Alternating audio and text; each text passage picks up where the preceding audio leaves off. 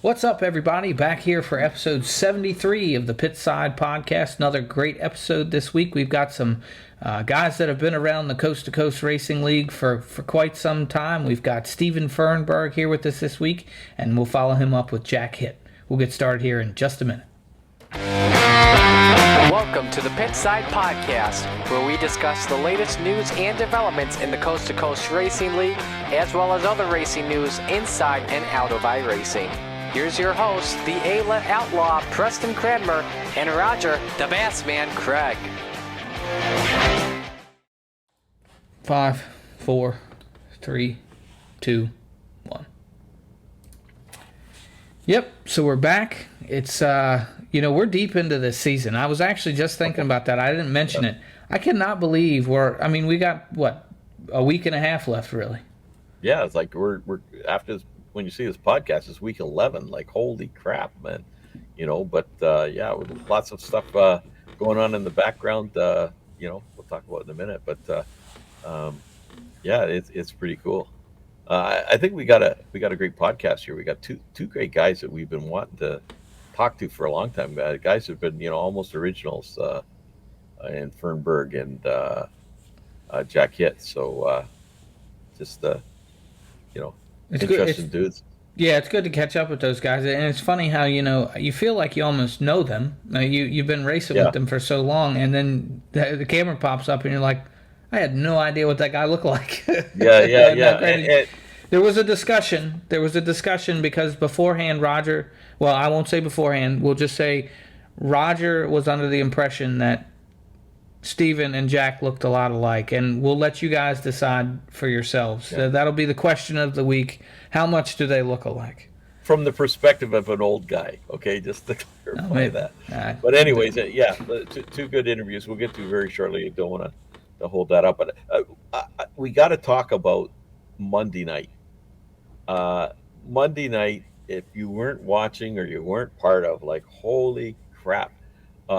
First of all, the Rebels race, it was at I-55, both races, but Brennan Lacey, he struggled at the beginning of the season. He was kind of like nowhere to, not to be seen in the standings, has won the last 4 features. He's just on fire, and he drove an incredible race. Everybody else was running the top. He ran the bottom and just like a machine. And I'm trying to remember, Isaac Salas was doing the color. He did a really good job. But it was either that race or the next race that we'll get into, but I think it was that race. He said, I'm hitting my marks. And maybe it was the next race. So I'll go get into that. So Brendan Lacey drove an amazing race. And 4 in a row. The guy's on fire. Do we know what the longest win streak in our league is by any chance? No, it might be Goldner. I know, I would think it would probably be Goldner or Moonen. I think Brennan's got to be getting close, though. I can't imagine it's more than 5 or 6 in a row. Not that those guys haven't dominated some seasons, but that's got to be close. You'd have to go back and look in your, your database there, see if you can pull that out. But it might be a bit of a challenge. But anyways, the Renegades, Stephen Goldner. Oh my God, he was. What was the horse's name in the Kentucky Derby? That one. So Rich Steak. Yeah, something like right? that. I think unbelievable. He spun, as Marty called it, spin to win. He spun out, went to the back, and he won the race. And he was running. He had spotted for Lacey, saw what Lacey was doing, but seeing what somebody's doing or knowing what to do and executing. And it was in that race, I think, where Salas had said, I was following him, and I'm executing. I'm hitting my marks, and he's pulling away. It was just like, and Marty did if you go back and watch, it's worth go. If you didn't see it, it's worth going back to that broadcast. It's it's in our data banks there. Marty rewound back to the spot, fast forwarded it. Unbelievable. He just worked his way through the whole field and won, like, with 1 or 2 to go. Came out of nowhere. literally nowhere, just like the horse did at the Kentucky Derby. It was spectacular. Yeah, well, and so that's the thing. Like, so it may have been, we may have gotten tangled in the same incident, but when Steven went to the back, it wasn't like it was the first couple of laps. I don't believe. No, Even if it were, I think it was around lap 8 or 9 when I ended up back there, and Steven was back there. So he did this in about 2/3 of a race as well.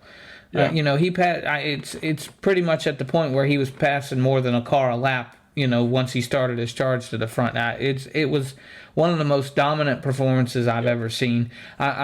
I would guess some guys getting caught out by I-55 being a newer track and not having setups dialed in maybe helped them, but even if that's the case, you don't pass 20, 23 other cars, whatever, No, and win a race like that in 20 laps. It's absolutely nuts. no, it was both guys. I mean, it was just their execution was just flawless. It was just it was art. You were watching art. It was just it was great. So congratulations to both those guys. It was just some phenomenal racing, and I-55 has produced some great racing this season. I'll tell you, and that was new to everybody. That it wasn't running Hometown Heroes, but it's produced some great racing all through the season. Yeah, it's definitely we talk about it a little bit later when we're talking with Steven. It wears different than the other tracks, It and does. it's a lot slicker when the feature starts. And I think maybe it's been out long enough that guys know that, and I think that's why the racing's better is because everybody understands that they're on the edge when they're going through the Well, corner from the get go. but with Hometown Heroes, what's really been a benefit is the admins reset the track Yeah, during the last chance consi for warm-ups. So they'll set it to 5, 10, or 15%, depending on how the track's wearing, car counts and stuff. And they've been doing a great kudos to those guys. They've been hitting it because it's provided for some great racing. But yeah, that we weren't doing that on Monday night, and so that track was just like ice. are you guys finding that the races on Wednesdays or excuse me Tuesdays when they're resetting them is as racy? Like you've got 2 or 3 racing lines throughout. Oh, Yeah, okay. Well, then yeah, maybe no, it's been iRacing great. just nailed the track. Yeah, it's been great racing. Everybody, I think everybody that races it has agreed that it's been a great formula, and for sure next season we're looking to do it elsewhere. I know there's a few people that don't like the idea, but in my mind, it's just like going to the real track. Intermission before the features, they'll rework the track, and so it's a different track that they're starting out, and the fact that you have the warm ups, it wears even if you set it to say 10 or 15%, um, by the time you hit the feature, those that 3 or 4 minute 3 minute warm up It has burns worn it it in. in. Yeah, wears it in naturally. So it's been highly successful on Tuesday night. That's for sure. Yeah, it's So awesome. anyways, we wanted two other things before we get to these interviews. We want to talk about one is this coming Wednesday night. I got to get my nights straight, but the Veterans First Responders Night. Um, it's Wingless 360s run that night, and that is the Terry Landis Hall of Fame uh, induction. So each season, one of the 4 winners. I had it last season. I took a 75 lap enduro, um, and Terry has. You get to pick the car and track. He picked the Wingless 360, of course, at Williams Grove. You knew it was going to be Williams Grove. He did so much work there with Christ Racing and stuff, setting crewing. So come on out and support that. He's also issued a challenge. We're putting a bounty on his head here, and you'll see that in the Jack Hitt interview. So come on out and just have a good time with that. And the other one too is we've got the Toilet Bowl 100 the following night. So that will be the Wayne Piercefield Memorial in honor of Andy Piercefield's dad. So and that's co-sanctioned with the Pro Late Model Dirt Series. So we'll have those boys over, Cody Early's boys, and it's a bit of a league challenge, and it's been some great races in the past. So 100 lap feature with the Pro Late models should be good. Yeah, I think I'm gonna have to get out for that one. You gonna show up for the late models? I much Jack talked about it. I don't run the big body stuff either, but don't want to miss that one. No, no, don't want to miss that one. It won't count for points. We've had that discussion because, it could. There's a big um, battle going on for the championship. You don't want to have like an outsider ruin it for somebody. So that won't be a points night. Um, but it will be. It'll be a great event, and of course the Mr. Plumber will be the sponsor, and there'll be the actual toilet bowls, the trophy Yeah, toilet bowls that will go. So, and one other thing is I want to add is it's you don't want to miss it. You really don't want to miss it. You haven't. You're hearing it here first. Um, Andy Piercefield, like I said, it's in memory of his dad, who was an old driver. He used to drive number 34. Um, so Andy Piercefield, in honor of his dad, whoever is leading that race on lap 34 will get a 1-year subscription to iRacing. Like, that is huge. Think about that. A 1-year subscription to iRacing. So Andy's put that out there, whoever's leading lap 34. So, hey, like you asked if I'll be there, I'll be there. yeah, just to go after that. Just to go after. Won't need the wife's permission to race that night. No. So, anyways, don't miss that. And, big thanks to Andy for being so generous and putting that up there. And, it's just, let's get it on, so, make sure you catch that. But hey, we got two great interviews coming up here with two wily old veterans that aren't that old, but I still think they kind of look alike. Yeah, we measure people in iRacing years around here. It's not anything other than that. So we're going to talk to Steven Fernburg first. We'll talk to him for a few minutes, and then we'll jump over and talk to defending midget champion Jack Hitt. And we'll close up our episode there this week, but we'll be back here for episode 74 next week. We appreciate everybody watching, and we'll see you back here next week. Drive safe.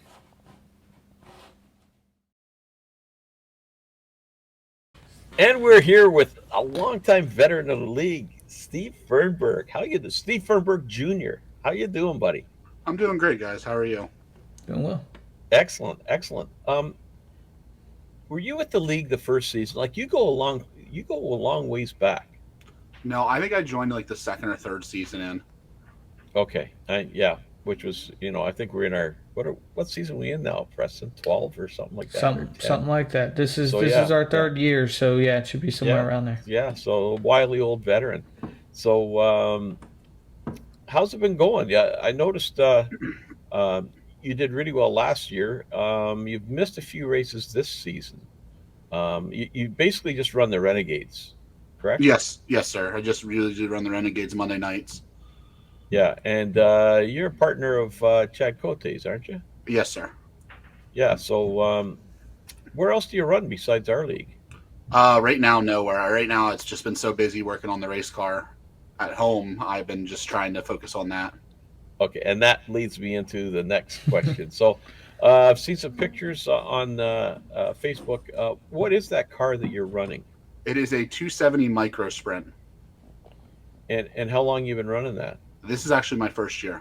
Well, first year, awesome. That's awesome. So we got two rookies in the room here with me, a rookie Carter and a rookie Micro Sprint. So how's it been going? It's been a rough start to the season. My first race out, I took a real bad roll. Oh, no way. Yeah, I rolled probably 4 times in the air before I touched the ground again. You got that on video? No, unfortunately I don't. I didn't have a GoPro at the time, but now I do. Yeah, wow. So I still hope for smooth sailing from here, though. Yeah, exactly. It's getting real expensive real quick. So were you, unharmed? Like, any injuries or anything? I was sore afterwards, but nothing really bad. Yeah, that's good. So what exactly happened, Steve? I was going into the corner, and with these cars, you run wide open. And when I went in, it set into a rut, and when it set into that rut, it rebounded back over to the right, and it just sent me over. So just nothing you could do. No, I couldn't save it. Some of those, was it one of what they call Cowboy Up track that night? No, there's just a rut in 3 and 4 all the time, and we didn't have the ride height set just right yet, so I was bottoming out quite a bit. Now we got it fixed. Wow, it's a hell of a way to start. Oh yeah. And your wife or significant other is still in favor of all this after that? Yeah, she was a little worried after the first night, but she's still on board. She loves doing it with us. Okay, and she was there that night? Oh yeah. Oh, kudos to her, man. It's she's a trooper if she stuck to that, because that'd be pretty scary to watch, I'm sure. Yeah, my oldest son, he's 5. He actually saw the whole thing. Wouldn't talk to me for hours afterwards. Oh, really? Yeah, he was so scared about it and just didn't want to talk about it. Yeah. Wow. So where'd you get the car from? Like, my dad came to me the beginning of this year and asked if I would want to help work on it. I'm like, yeah, let's do it. And we weren't on the inspections to race this year at all. Like, it was going to be a long road. But then some things fell together and we ended up getting a car with another motor and just put everything together, and we're able to start this year. Wow. Now, are you traveling at all, or are you running the same track, each a regular season? Right now, we're just staying the local track, which is like 5 minutes from my house. But hopefully next season we're going to travel a little bit more.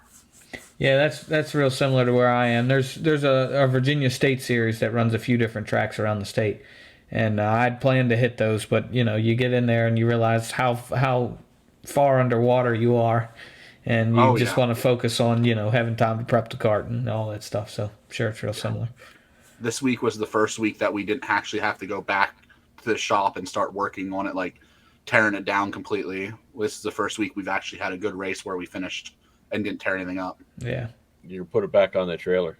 Yeah, put it back on the trailer in one piece. Yeah. That's always a good sign. How many cars running in your class?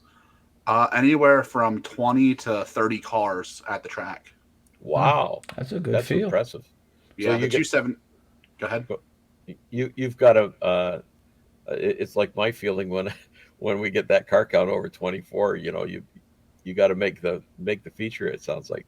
Yeah, and I haven't had to do that yet, but the 270s are a very competitive car over at my local track, so I know it's coming. Yeah. That's wild, man. That's cool. So tell us about the equipment. What do you run for iRacing now? I'm jumping over. I'm actually still on a Logitech wheel and Logitech pedals, actually. 27, G27, 29? 920. Oh, 920? Yeah, it's an older setup still, but it still works for me. Yeah. That's what I've got is I got a G27, and it works for me, but that's debatable on that term of working for me. So I don't think a better wheel is going to make me a better driver, put it that way. So anyways, it is what it is. So are you single, triple, VR? I'm actually running single monitors. Wow. That's that's crazy. How big a monitor? 27-inch. That's nuts. And how long have you been iRacing? Since 2018 or 2019. And did you start with the dirt stuff then? Yes. Okay. I can never remember when that started because it's been a while, but. So Renegades is the only thing you're running right now? Yeah, currently is the only thing. I usually just run some fun stuff when I get some time, but when I have time, I like to run with you guys in the Renegades division. Yeah, so you've missed a few races. I'm thinking that's because of repair night in the shop. Yeah, pretty much. Yeah, so got to ask you there's a couple of questions I've got. I'm adding a new question, Preston. Oh, good. You're great. I'd ask for your greatest real life memory, but I think you've already told us about that one, that aerobatic trip. But how about iRacing? What's your greatest memory? Probably making it to the Renegades League with you guys, and then probably I think it was last season or the season before finishing second at Williams Grove, because that's a tough track for me. It's always has been, and I was close to winning that race. That leads me into my second question, though. So I'm going to jump over you, Preston, here for a minute. So the new question: what's your favorite track on iRacing? Probably linear. And why? Oh man! Because when I first actually started in the sim, I got hooked up with Braden Finsel. Yes. And he actually taught me how to drive that track when it got slick. Him and I would spend hours just hosting races on that track, just practicing. I can get on board with that, but I still hate that track. I know that's one of your least favorite tracks. Oh God, it is my least favorite. So tell me something. Did you? I can't remember if you raced Monday night or not. Were you there this past Monday? No, I was not.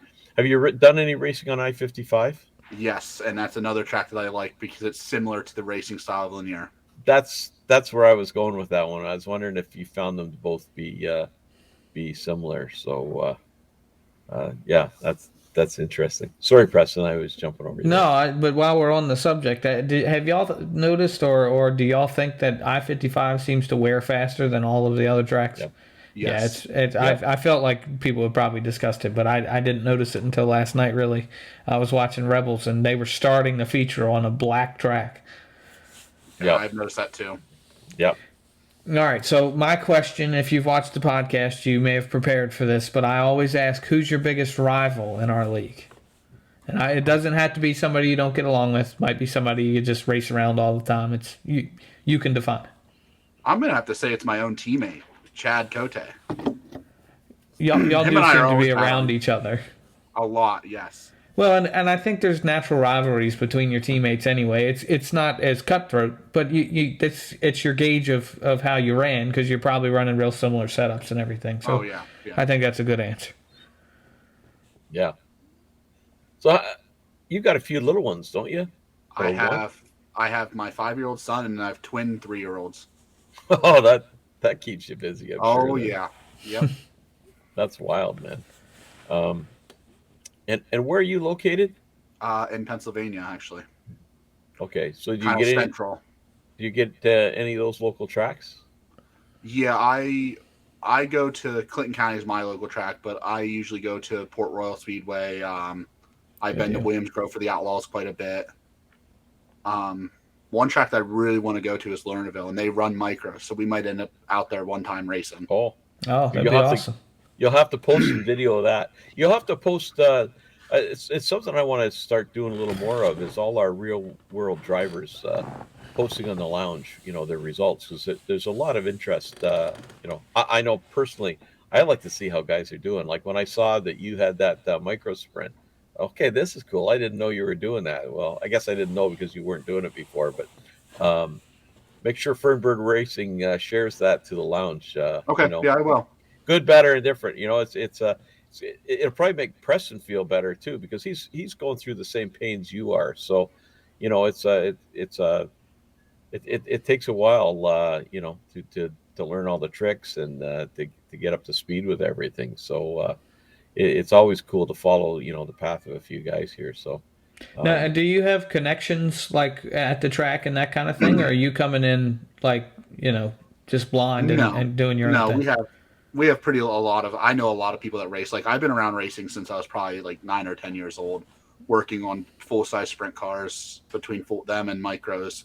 My dad, he has been a crew chief on multiple sprint cars in his time. But I have friends that I shoot back and forth ideas. Wyatt Vick, he used to run in the league with us. He runs 600s out in Indiana. I shoot stuff back and forth between him. Who was that you said? Wyatt Vick. Oh yeah, yep. Blast from the past. Yeah, that's cool. I think there's way more guys, race or are involved with the team or whatever than we realize. And I think Brendan Lacey might have just sold his car or he had it up for sale, but I mean he was doing really well. So and Bob DeGood's involved with that's not a micro sprint. I forget what that it's a 305. Yeah, okay, yeah. And the guy he works for is nephew, I think. I know it's somebody related to him. Might be his son. Yeah. It runs not micros, midgets. He's pretty high up the rankings, I think. Yeah. Oh, okay. Yeah. Yeah. No, that's cool. So, so you've been to the Grove, and Yep.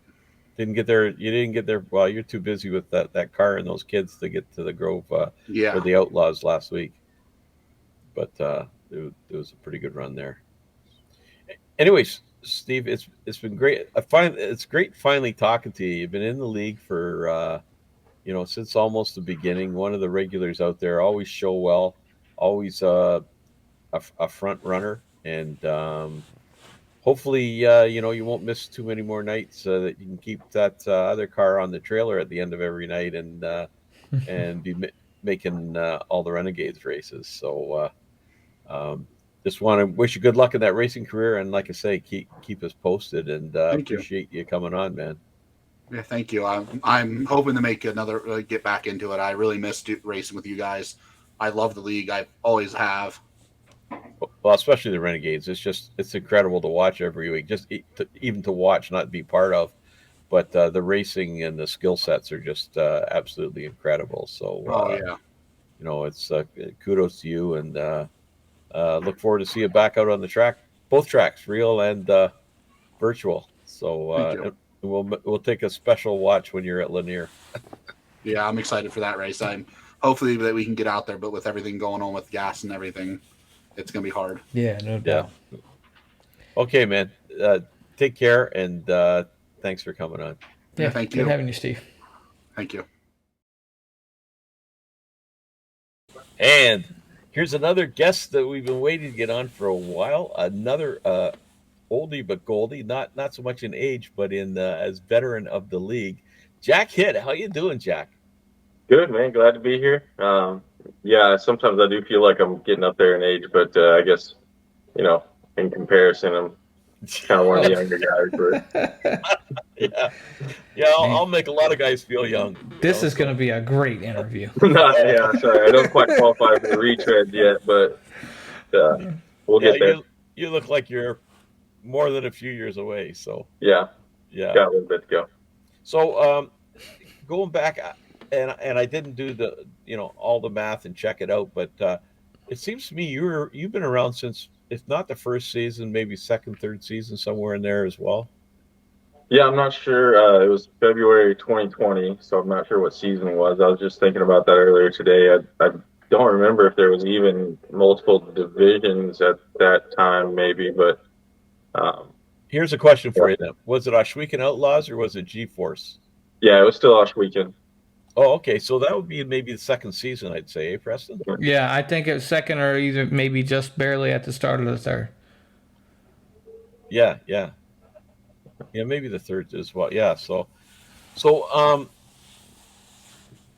want to thank you you stepped up this past season and running the wingless sprint / 360 not wingless sprint / midget. So you've been struggling a bit. You've run into some tough luck this season, but like the last 3 seasons, I mean, you're knocking on you and Landis. You just been beating the snot out of each other week after week. Yeah. Well, I think 3 seasons ago it was Steven Spies that I finished second to in points. It was still just midgets at that time, and then we did Hometown Heroes. It was like a alternating week thing, right. And John Heim beat me out, and then Terry beat me that first week, the first year that we had the wingless and the midgets, and so it felt good. But yeah, this season I've been doing it to myself too. I don't know if like you look back at last week, I led the first half of the race and had a good lead and went over the top of Lernerville because I thought I needed to go faster, but.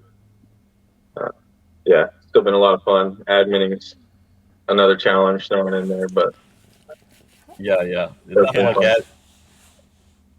I think Roger was getting ready to say exactly what I was going to say. Go ahead. Well, I was just going to say nothing like adminning and boat shopping at the same time when you go over that ridge and down with all those boats. Yeah, well, I was going to say adminning and racing at the same time is very challenging because you have, I don't think you're really aware of like all the kind of the like we'll call it emotional ups and downs while you're in the car until you're adminning, and you have to come across the radio and tell everybody there's a caution out and you're pissed off, right? Like it, you know, even at sometimes at nothing, and and it's a battle for sure.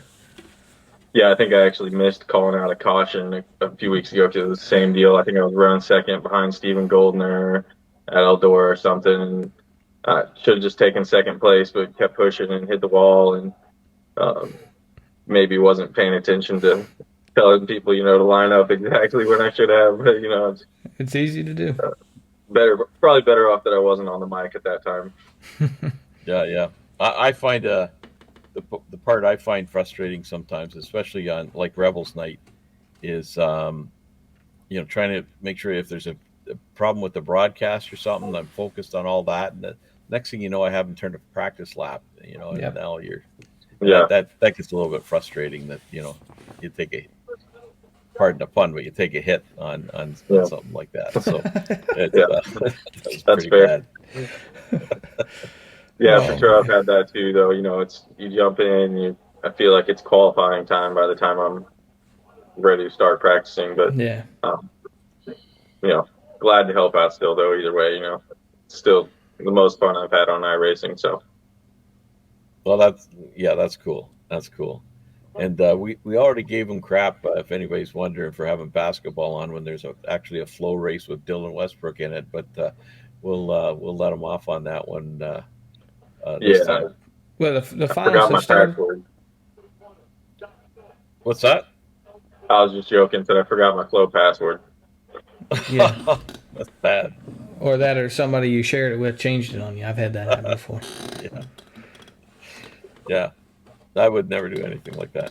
But what kind of equipment are you using? Well, I do have triple monitors, but I use an Oculus Quest 2 probably 90% of the time.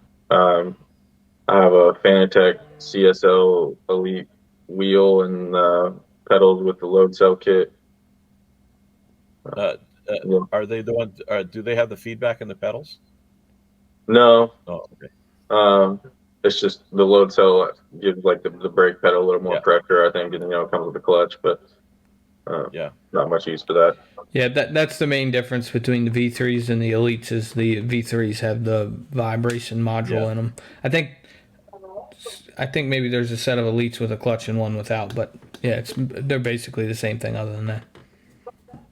Yeah, it's just the clutch is like a sold separate thing. It's the load cell kit is what they call it, but you can buy them as a bundle.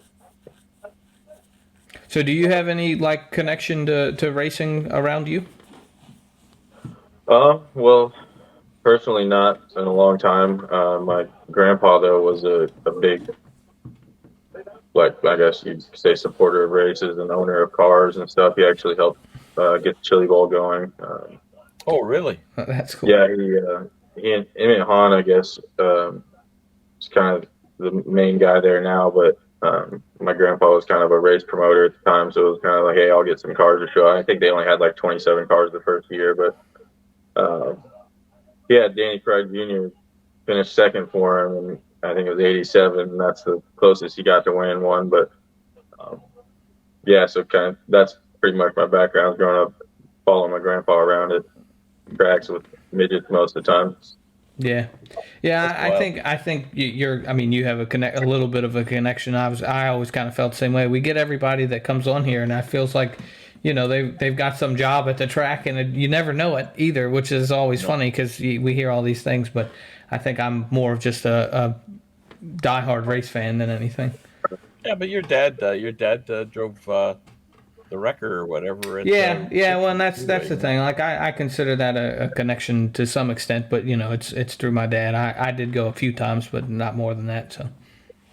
Yeah, you didn't do local stuff, Preston? We're interviewing Preston instead of Jack, but I just got to ask this question. No. I went and I ran the tow trucks with them a few times, and I've really only been to Richmond International Raceway. I went more as a kid because they used to have some of the smaller stuff. They had Silver Crown, and the Indy cars used to come through here, but it's just NASCAR now. And I mean, I'm not a huge NASCAR fan, and have found the race there to be very hard to follow. So I stick to the local dirt track more than anything. So, Jack, get back to you since Wait a we minute. got you on this week. Well, I was gonna. So Preston. So you grew up on asphalt. You never went to dirt races as a No, kid. no, we did. We probably went to the asphalt stuff a little bit more, just because of my dad's involvement at the track. But it's 30 minutes one way and the dirt track's 45 the other way. So it was just kind of we'd get to if we'd go to Richmond, it was because something interesting was coming through. The dirt track was we just go to the Friday night stuff. So, and Jack, you're from Missouri. Yeah, kind of right in the center. About 2 hours away from Kansas City and 2 hours away from St. Louis. Okay, so not too far from Branson then. Springfield. Probably about 3 hours north. Oh, okay. So We've got a lot of Missouri drivers, don't we? We got a lot of Missouri and Iowa drivers. Yeah. Well, Yeah, Clarence is that hotbed. They skew the Clarence. numbers. But there's a lot of other guys from Iowa. I've been I see that every so often. It's just crazy, man. So, but Missouri too. I think Spees is from Missouri, if I'm not mistaken, and I think Hein. and one of them is St. Louis. One of them is Kansas City. I think there was some Bob DeGood maybe. Bob DeGood, I think, is Kansas City. Was there? Yeah. I think Missouri, right? Yeah. He'll correct me real fast if I got that wrong. So you said 90% of the time you use VR. When do you use the triples? Mostly asphalt stuff. I don't know why. I just feel more comfortable with it. Do you have a fourth? You have a fourth screen? No, that's just a TV. No, okay. There. But that's what I found. Like especially with the asphalt stuff, because I can have a sim racing app sitting on my fourth monitor, which I couldn't see in VR, and it just makes it a little bit easier to. And that the length of time you're in a car for. The asphalt stuff. Some of those pace laps, you got 2 minutes on a cup card. Yeah, a lot easier to take a sip of a soda or something without the VR helmet on. Yeah. Reach for the keyboard when you're pitting or something. Yeah, I hear you, man. Yeah, I was a little disappointed. I drank a tall boy beer out of a crazy straw on the Zoom call with Marty a couple of weeks ago, and he never showed it or said anything about it. Yeah, I thought about using a straw a few times. Yeah, it works. Yeah, probably the only way. What are you running other than the wingless and Mondays? Are you running anything else? Nothing right now. I just got signed up for Joe's Friday Night League. Gonna try and make some of those. Yeah. I don't know. I just don't race a lot of the big bodied cars, so like Thursday night wouldn't be for me, and Tuesday nights I usually have a honey-do list. That's what I was doing right before we got on here. So yeah, I hear you. You got a little one, if I'm not mistaken, right? Yeah, he's about 15 months old now. So he's trying to run and climb on everything, and that makes so everything. has he done the Joe Backus thing where you're in the middle of a race and he comes running in and starts hitting keys or moving the mouse around? No. Usually he's upstairs and with Mom. We got a gate on the stairs and everything, so I'm kind of locked away down in my dungeon. I'm going to insert myself again, but I did never have a chance to tell the story, but that actually happened to me a couple of weeks ago. It wasn't a league race. It might have been something hosted. But I had just left the office door open, and Eli came running in, and he just wanted to see what was going on. So he stood, like, right here and was just looking at the screen while my base station for my VR headset is right on the other side of him. So he was standing in between, so I just went totally gray, crashed, pulled the headset off, and he goes, "Why did you crash?" Yeah, thanks. So, now I've lost my train of thought here. Thanks a lot, Jack. Yeah. Sorry, I interrupted. So, I'll jump to it. Favorite iRacing moment? Probably winning that wingless division last year. I did win Raiders in 2020, so that would be up there second probably. But the wingless one, midgets is what got me into iRacing. So winning that one's probably top right now. Yeah, that's cool. I know I don't go out there often because I'm just a weapon when I'm out there, and I don't want to ruin anybody's night. But I watch the broadcast quite a bit, and and you and Landis. I mean, you're just so smooth out there. It's great to watch, just lap after lap after lap, and especially last season and the season before where you were it's been great competition, and you were very graceful. I got to say, when Landis won, I think it was at the drop week. I can't remember, but you were really like it was. If it was one way, you were going to win. If it was the other way, Terry was going to win. And Right. Kudos to you. Like there was no muss or fuss or anything like that. You took it on the chin, and I was really happy to see you come back and finally after being a bridesmaid for a couple of years to grab that championship. So that was well deserved. That's for sure. Yeah, he ended up beating me by 2 points is what it was, and we had a charity event, so there was only one drop week, and I had been looking at the standings thinking there were 2 drop weeks. That's so right. when the race was over, I was like, I think I got it. And, it got posted or something. And, Terry deserved it still. He obviously run away with it this year, but I think maybe just gave me another chip on my shoulder to go get it last season. Yeah. No, it was great to see, and That's a cool story. I didn't realize. I knew obviously you'd finished second to Terry the previous season because that was it was just back and forth. But I didn't realize you'd finished second that many seasons in a row. Yeah. And I was the guy that had to give him the bad news. And like I say, I'm bracing myself like this could really get ugly. Not at all. It was just class act all the way, buddy. And kudos too for stepping up to run a division that you're like competitive and at the top. To do that is a big distraction, as we already discussed. So now you make Terry do it next season. Yeah, that's right. There we Terry go. should have to do it. There we go. He's gonna kill me, but yeah.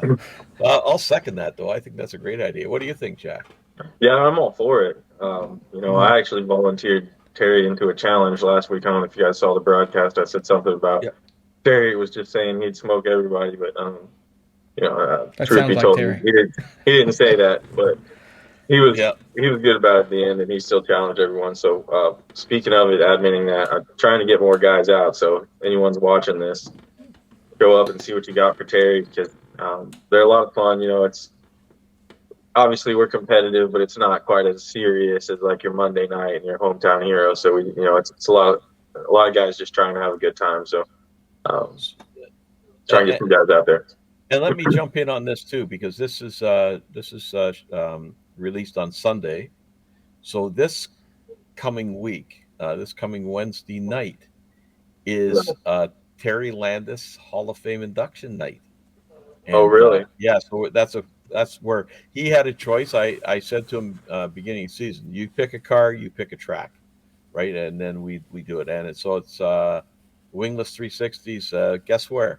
Williams Grove, right? His favorite track. So that's where we'll be. And it would be great to see a bunch of guys come out and challenge Terry on his Hall of Fame induction night. And so that's going to be a very special night for sure. You said that's Wednesday or is it Tuesday? Sorry. Tuesday. Well, I'll have to come out for that one then. No, hold on. Which night is wingless? It's Wednesday now. Yeah, so it's the Wednesday night race. Okay. I thought the Hall of Fame nights were on during Hometown Heroes. No, not this season because we've got 3 full races. Yeah, so it's Wednesday night. So you heard it here first, I guess. There you go. So it'd be a very good sportsmanship of everybody to let Terry win that night at his favorite all-time track. I'm his teammate, and I'm not even willing to do that. Yeah. So I got to, speaking of favorite track, that's another one of my questions here is, what is your favorite track in iRace? Oh, I used to hate it, but I want to maybe say Lernerville now. I just feel like you end up with really good multiple groove racing. I run a lot, like I said, like midgets for the most part. So those big tracks are kind of out for sure. But probably Lernerville. I mean, outside, I have a bias for the Chili Bowl, but it just doesn't end up being the best racing on iRacing. But so I find that interesting. Lernerville is your favorite track, even though you went over boat shopping last week with in that race and lost the lead. Well, yeah, I would prefer to be out there in midgets, but I think either way, it's a lot of fun because a lot of the tracks you start out on the low groove until it's worn out, but Yeah. Lernerville's one of them where it's typically faster up top when the track's fresh. So it's kind of one of those where you can, as long as you can time going down to the bottom right, there's the top's still going to be competitive, but I think it ends up with a lot of good multi-groove racing in the end.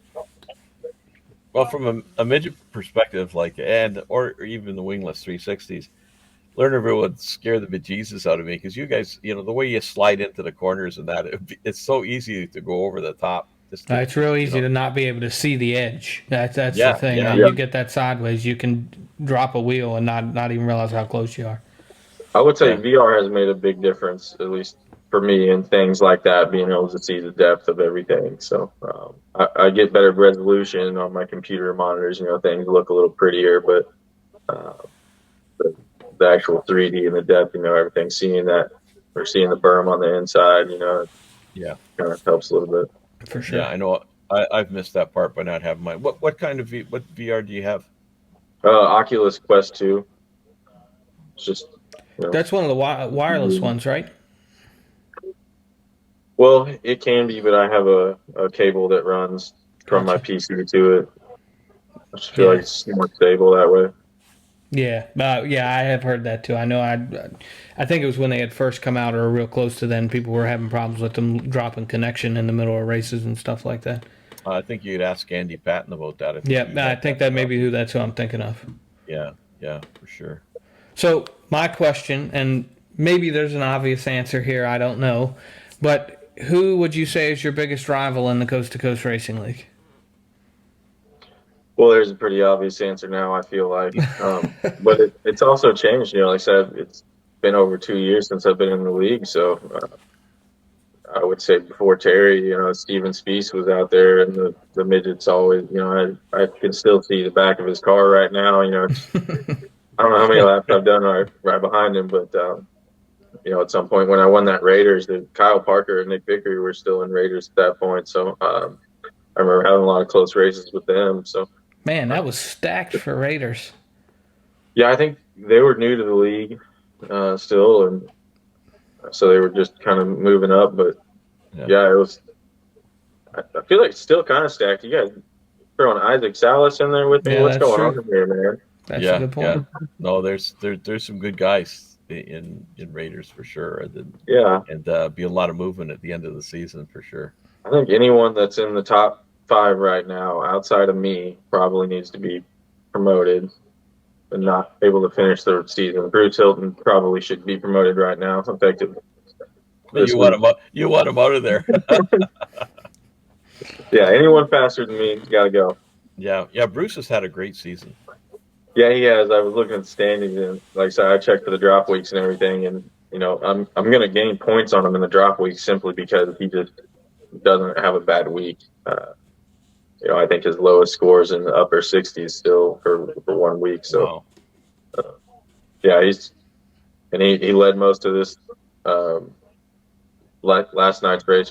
Monday night, led most of the race, and then the outside came in. Somebody got around us, but so he got some more points on me again. So, I was gonna say I think he made it all the way to Renegades on Monday as well. Yeah, I'm pretty sure. Yeah. I usually, right when we finish the Raiders, it's time for my son to go to bed, so I end up usually not running the Rebels. So, yeah, there's a lot of guys that I find, that middle time period is putting kids to bed, and I think Brandon Templeton's one of those guys, right, where he doesn't race that time because that's kids' time, which is great. The way it should be. But you got any other questions here, Preston? I don't think so. No. It's been great having you on, man. I've been, when I look at names, I keep looking at the Jack Hitt name, and I'm glad we finally got you on. And it's funny, Preston. You meet these guys like this. You have an image of somebody, and not that I had a bad image of Jack, but it's just it's very cool meeting everybody. It just so happened to look just like Steven Fernburg. Well, maybe just for an old guy, I don't know. But hey, their whole red beard thing, like, it's just, and they're both young. Everybody's young in the league compared to me, but it's. But no, I really appreciate everything you've been doing for the league, and your credit to the league, man. And good luck. I don't know if you've got a chance this season, but good luck next season with the whole midget. Taking myself out this year. Yeah. Well, you know what? Like, it happens. It happens. It's tough luck, because I think you're right. Like, you've taken, like, you just run into bad luck. Well, maybe not bad luck, more trying to push it a little too much. I blame myself most of the time on these. I can't even get mad at someone. I think maybe a couple times someone's gotten sideways in front of me. One of those deals where I had nowhere to go. But most of the time, I've been taking myself out of the races, unfortunately, which hurts more. But it's still, like I said, still a ton of fun every week. So I'm going to throw this out there because I need to hear the answer for myself. Do you think you're squeezing the wheel tighter after winning a championship last season, and you're just pushing it to defend it? Yeah, 100%. Yeah. So I'm dealing with the same thing. I had a great season in Rebels last year, and so I should have been middle of the pack in Renegades, and I have had no luck. Most of it my fault. Simple things, but it's been a tough season. Yep. Races you should finish second or third in, but still trying to win the race because I'm the fastest, right? I won last season, so ends up biting you in the end. So got something to prove. Yeah. It's I don't know. You guys are talking a foreign language to me, because a real good night for me is when I finish in the top 10. This is the time you're supposed to pull your trophy down. I was going to say, has he already shown the trophy? No. I haven't shown. He's getting a little humble. I don't like it. I haven't shown this in a while, and there's another one coming. I got. So he didn't have the post championship slump like we dealt with. He just won another one. No, I took a season off in between. There was a season, so it's every other one, and this season isn't one, that's for sure. I haven't been around enough to race, and now I've been looking at my summer, and my summer season will be. I'll be clinging, hoping to just stay in Rebels, just not lose my spot. But anyways, it's all good. And so anyways, buddy, just thanks for coming on, and thanks for everything you're doing in the league. And like I say, you're a credit to the league, man. And we're really glad to have you. And go get that Landis guy. Make him work, the last few weeks, and especially next week, with the big challenge, where he's challenging all comers. Evidently, those were your words more than his, but it's. Hey, he still accepted him though. I heard that. I heard him accept it. All right, so I did not hear this. Terry didn't share it with me. What was the challenge? Well, I finished second last week. Like I said, led the first half and took myself out, but managed to get back up to second. So that Joe was interviewing us, and I don't know what he said. He said something, and we were signing off, and he said something about Terry, and I said, yeah, speaking of Terry, he's just in the race chat and saying he wants everybody to come out next week because he could smoke anybody in the league, no matter what, or something like that, And he graciously, at some point at the end of his interview, also, reiterated that one, more guys to come on out and show him what he's got. So, I'm gonna give him a hard time. The funny part was I heard him say this. I was watching and I heard him say it, and I'm thinking, geez, that doesn't sound like Terry, and I thought maybe it was kind of tongue in cheek, but then Terry came on and I just backed it up, which was kind of cool. Good on him. So there should be a bounty out this week. If somebody can beat Terry, that's for sure. Put some pressure on. I tell you what, I'll throw up an Epsilon sprint wrap for anybody that beats Terry. How about Hall of Fame night, the one that's coming up now after this podcast? That's the one you should throw that challenge. Is that's the one for that Terry should have challenged for, right? No, he would issued the challenge for the one that's tomorrow night, which will have been passed when we put this podcast up. Okay, then we'll bump the bounty to Hall of Fame night. Okay, so there it is. It's official, right? There's a bounty on Landis's head for Hall of Fame night. Yeah. And, I'm putting my money on you, Jack.